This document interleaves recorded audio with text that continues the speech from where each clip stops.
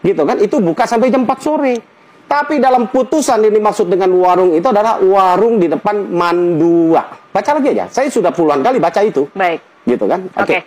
Bu Elsa mungkin ada komentar karena Anda yang mengatakan bahwa jarak warung itu 6 meter. Silahkan Bu Elsa. Ya, itu maksudnya si Aib itu waktu mereka nongkrong-nongkrong itu sudah melihat, ya. Sudah melihat, tunggu saya ulangin dulu ya. Sudah berkali-kali Aib ini dicoba untuk mencabut, malah dulu dia ngaku Dedi itu sempat ngasih uang dia 4,5 juta untuk, terus nanti akan ditambah lagi mencabut uangnya, dia tak terima. Ada buktinya Bu Elsa? Ada bukti pemberian uang itu? Aib ada. Halo guys, gimana kabarnya hari ini? Assalamualaikum warahmatullahi wabarakatuh. Jumpa lagi bersama saya di kasus Vina dan Eki. Semoga teman-teman semuanya yang menonton video ini diberikan kesehatan dan dilancarkan selalu rezekinya. Amin amin ya robbal alamin. Oke teman-teman, seperti biasa kita akan membahas seputar kasus Vina dan Eki. Seperti apa videonya? Ini videonya. Baik. Kalau dia bilang dia di warung Madura itu hanya satu saat itu di depan Mandua. Itu jaraknya 120 meter kami sudah ukur. Kalau yang kemarin Dena yang beredar itu di depannya tempat pencucian mobil, ya, itu namanya warung nasi kuning. Jam 4 sore sudah tutup, nggak ada. Gitu. Kalau dibilang beli rokok itu adalah di dalam putusannya juga mengatakan di depan warung Madura, depan Mandua, bukan di depan tempat cuci mobil.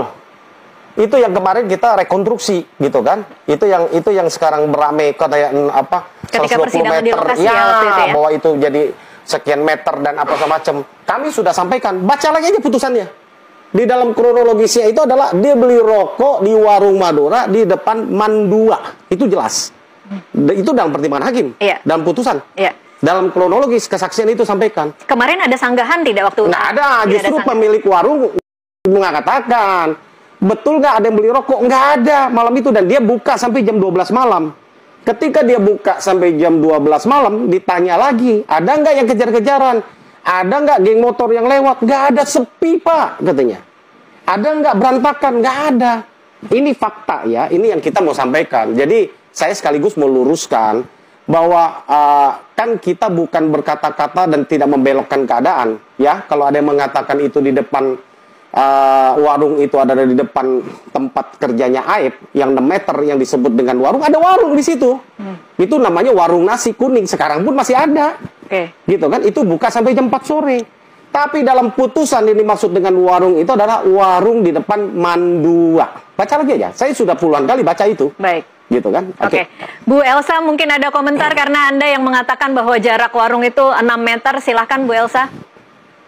Ya, itu maksudnya si Aib itu waktu mereka nongkrong-nongkrong itu sudah melihat, ya. Sudah melihat, tunggu saya ulangin dulu ya. Yang masalah itu bukan Rudiana sendiri yang melakukan investigasi. Ini melakukan ini bersama-sama timnya, dan itu sifatnya investigasi. Dan itu biasa polisi melakukan hal itu karena ada kecurigaan terhadap jenazah hasil dari visum et repertum. Bersama tim tuh berapa orang berarti Bu Elsa? Ada 5 orang polisi yang kemudian diajak untuk melakukan investigasi kasus anaknya, begitu ya? Melakukan ada skepnya kok, bukan liar. Terus kemudian juga menanyakan kepada Suroto, kepada itu Supardi, Suja dan semuanya ya. Dari hasil itu baru ke lapangan. Jadi lihat ininya, helmnya, lihat motornya. Terus bertanya kondisi yang lain-lain, dokter segala rupa. Jadi nggak sembarangan aja Mbak. Jadi dilihat, terus kemudian ditanyakan apakah itu ada kecelakaan di sana. Yang jawab nomor 1 waktu itu Dede. Dede bilang nggak ada, yang ada kejadian justru Dede. Tapi Dede itu baru kerja 2 bulan, tidak tahu bahwa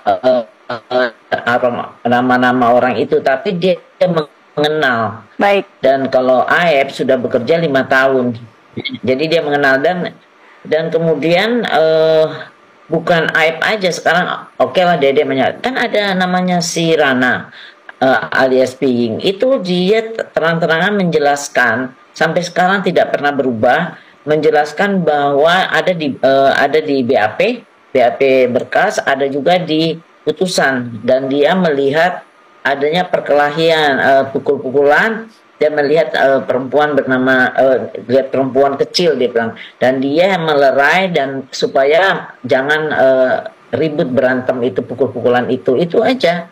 Jadi saya nggak akan nambah-nambah saksi karena kan kita tidak punya kewajiban, putusan itu sudah inkrah, apalagi udah gerasi kepada presiden, kepala negara yang paling tinggi. Baik. Pasti untuk putusan presiden tidak langsung itu pasti tanya kepada majelis, kepada ketua MA, Baik. kepada Seknek, kepada Menteri dan HAM, terus kepada Menko Polhukam. Jadi nggak sembarangan melakukan hal itu. Baik. Sekarang Aib dikejar-kejar kayak apa ya? Maksudnya untuk apa suruh cabut lagi?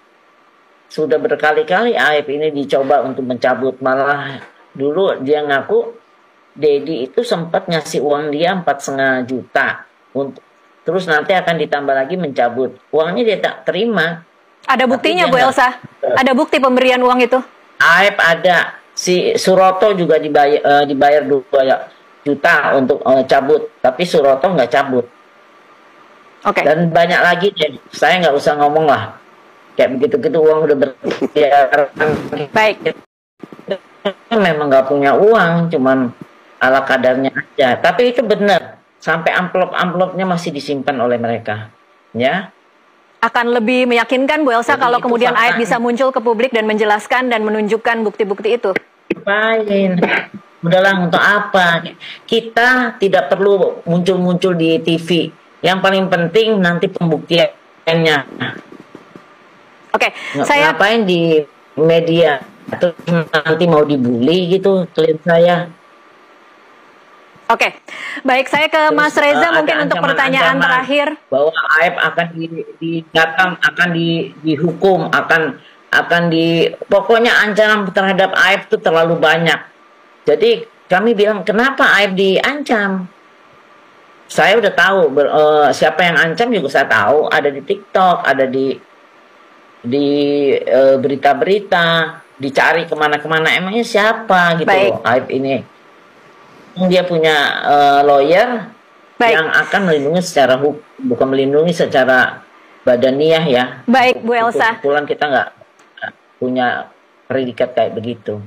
Kamu adalah seorang sarjana yang mendapatkan IPK 3,9. Lalu kemudian kamu mukulin anakmu sendiri karena hal sepele. Habis mukulin, kamu baru sadar tuh. Akhirnya kamu bilang, gua kok bodoh banget ya, begitu. Ya memang kecerdasan itu tidak hanya bisa diukur dari IQ ataupun akademisi seorang, tapi di sana juga harus ada EQ ataupun emotional quotient yang mengelola memanajemen ego seseorang, begitu loh. Karena sejatinya manusia itu tercipta, di sana ada unsur ketuhanan. Secara kodrati manusia itu baik. Nah, ketika manusia keluar dari kodratnya, maka dia akan terlihat menjadi bodoh. Karena apa? Dia keluar dari unsur kebaikan, yaitu unsur ketuhanan itu sendiri. Itu artinya manusia akan terlihat kebodohannya saat dia keluar dari kodratinya sebagai manusia. Artinya, kenapa Ibu Elsa terlihat bodoh? Karena yang dia perjuangkan itu adalah bukan kebaikan, bukan keadilan. Karena dia sudah keluar dari kodrati dia sebagai manusia. Nenek Gayung nyadar nggak sih kalau menjadi bahan tertawaan semua orang? Tidak hanya Ibu Titit, rasanya publik menertawakan Nenek Gayung, baik ucapan, tindakan, sikap, dan lain sebagainya. Karena apabila kita runut, apa yang dilakukan Nenek Gayung selalu menjadi bahan tertawaan. Bukan lagi gemas, bukan lagi kesal, malah menjadi tertawaan banyak pihak. Apakah Nenek Gayung menyadari itu atau tidak ya? Mungkin pada awalnya gemas, kesal, dan lain sebagainya bila melihat tindakan, sikap, dan cara berbicara dari Nenek Gayung. Namun dengan berjalannya seiring waktu, apa yang dilakukan oleh Nenek Gayung malah menjadi sebuah hiburan. Ya, menjadi tertawaan banyak pihak. Seolah-olah sudah beralih profesi menjadi pelawak profesional. Apakah Nenek Gayung ada minat untuk melakukan stand up komedi? Ya, entah disadari atau tidak, suka tidak suka, apapun yang dilakukan oleh Nenek Gayung, apapun yang disampaikan oleh Nenek Gayung, seolah-olah Nenek Gayung ini sedang open mic, lalu menyampaikan banyak hal dan kita sebagai penonton berusaha menikmatinya dan berujung dengan menertawakannya. Dan itulah yang terjadi. Ya, mungkin Nenek Gayung sedang bersiap-siap untuk menjadi stand up komedi profesional.